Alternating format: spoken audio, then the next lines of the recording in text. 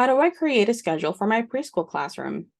Having a predictable schedule helps children feel safe by managing children's expectations and allows teachers to have a big picture approach to planning a varied mix of learning opportunities every day.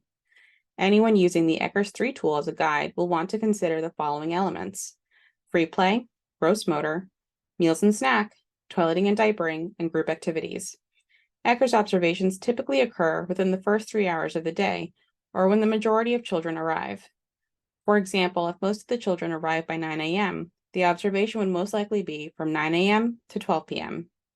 You will want to ensure the observers can see those aforementioned elements happening within this time span. Let's talk a little bit more about what to understand about those elements. This video outlines suggestions to meet criteria within the good and excellent columns of the tools. First up, free play. Free play means that the child is permitted to select materials and companions and, as much as possible, manage play independently.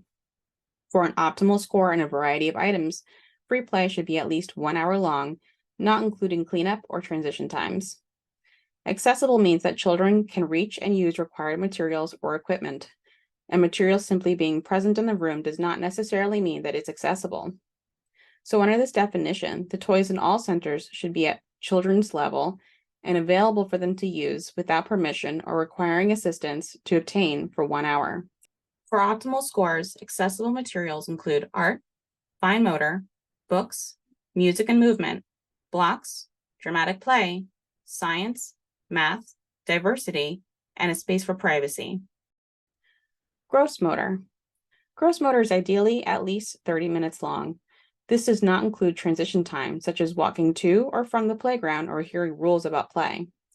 This 30 minutes begins when all children are playing and stops when children are called to clean up, line up, or stop play. Weather permitting, gross motor is ideally outside. Toileting and diapering.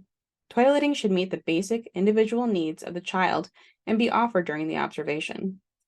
Pull-ups and diapers should be checked at least every 2 hours for all applicable children. Meals and snacks. Your meal and snack schedule should meet children's individual needs. This means when children are hungry, they should be allowed to eat despite what the schedule says. Children should not wait more than every 3 hours to have a meal. This means all children should not only be served food, but should have begun eating within the time span. Water should be encouraged and offered between meals and snacks. Consider if you would like to put a water break on your schedule or tied to a routine to ensure you remember to offer. Group activity. This can be scored NA if you do not hold group activities. Children should be allowed to leave whole or small groups to work in another area that's more interesting to them.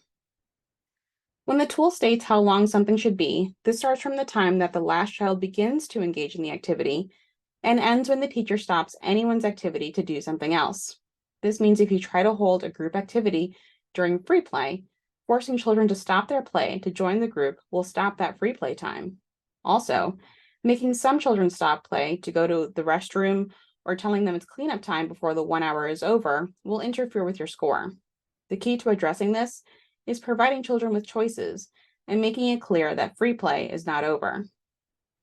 Scheduling tips. Be consistent yet flexible. Life happens and may require us to think on the fly to make changes to our schedule. Have a limited number of transitions. Change is difficult for children and transitions are a time eater. Use your time effectively. Do not require children to wait for 10 minutes or more during any transition at the 1 level or 3 minutes or more at the 7 level. Children should never be forced to do anything. All schedules should be created with children's individual needs in mind and may change as children's needs change. Even though children are following group schedules, they should be allowed to sleep when they're sleepy or eat when they're hungry. Consider a space in your class where a tired child may be able to sleep without disrupting play in a center. When creating your schedule, make sure to include time to transition to and from your activities.